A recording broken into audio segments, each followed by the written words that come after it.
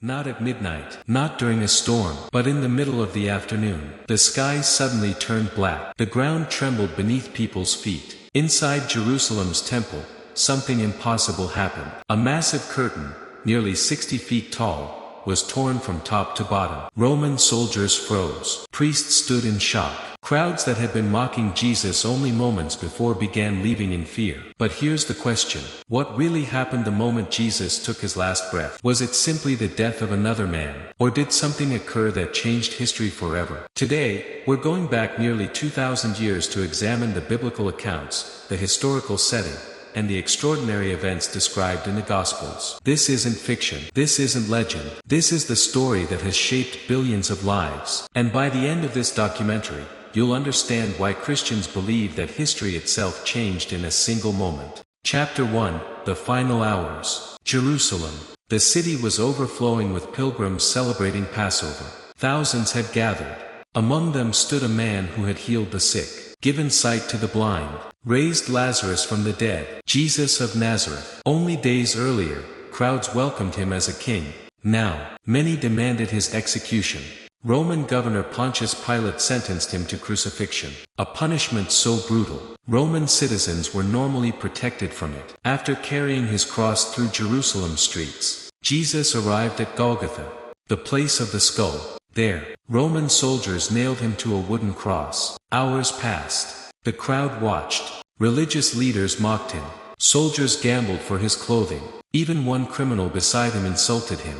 Yet Jesus responded with words that stunned everyone. "Father, forgive them, who prays for their executioners." No one expected what would happen next. Chapter 2: The Darkness. Then, at about noon, according to Matthew, Mark, and Luke, darkness covered the land for about 3 hours. Not sunset, not night, the middle of the day. For centuries, people have asked, what caused this darkness? Some suggested an eclipse, but Passover occurred during a full moon, making a normal solar eclipse impossible. Others have proposed dust storms or unusual weather. The Bible itself does not explain the physical cause. Instead, it simply records that darkness came over the land. Throughout Scripture, darkness often symbolizes judgment, grief, and moments of profound significance. Whatever its cause, the Gospel writers present it as an extraordinary event surrounding Jesus' death. The atmosphere had changed, and something even greater was still to come. Chapter 3: The Final Words. As the darkness continued, Jesus spoke several final statements. He expressed compassion. He fulfilled Scripture. He entrusted his mother to one of his disciples. Then came one of the most powerful cries ever recorded. My God, why have you forsaken me?" These words echo Psalm 22, a passage written centuries earlier that Christians believe points to the suffering Messiah. Moments later, Jesus declared, "It is finished." In Greek, just one word, tetelestai, a word meaning, completed, accomplished, paid in full. Then, according to Luke, Jesus said, "Father, into your hands I commit my spirit." And he breathed his last. Silence, but only for a heartbeat. Chapter 5: The Veil. While chaos unfolded outside, something happened inside the temple. The massive curtain separating the holy place from the most holy place was torn, from top to bottom, not bottom to top, top to bottom. The Gospels describe this as happening at the moment of Jesus' death. For Jewish worship, that veil symbolized separation between God's holy presence and the people. Christians have long understood its tearing as a sign that, through Jesus, access to God was opened in a new way. The priests inside the temple could not have ignored it. Something had changed, forever. Chapter 5: The Veil. While chaos unfolded outside, something happened inside the temple. The massive curtain separating the holy place from the most holy place was torn, from top to bottom, not bottom to top, top to bottom. The Gospels describe this as happening at the moment of Jesus' death.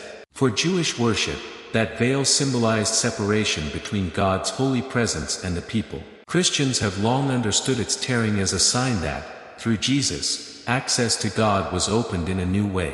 The priests inside the temple could not have ignored it. Something had changed, forever. Chapter 6: The Witnesses. The crowd that had mocked him began leaving. Some beat their chests in sorrow. His followers watched from a distance. His mother stood nearby. Joseph of Arimathea later requested Jesus' body for burial.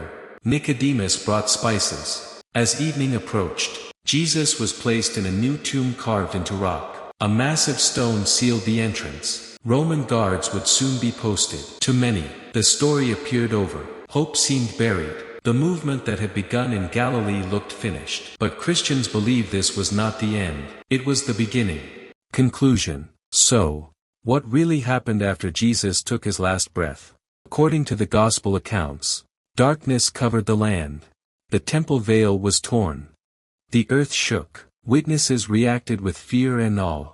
These events have been interpreted by Christians for centuries as signs of the significance of Jesus' death. Whether someone approaches these accounts through faith, history, or curiosity, there is no denying their influence on the world.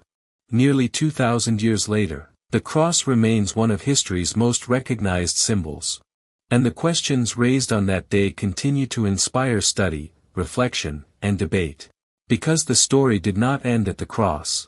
For Christians, the next chapter begins at an empty tomb.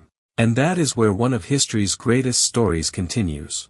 If you enjoyed this biblical documentary, consider subscribing for more evidence-based explorations of the Bible, history, and the life of Jesus.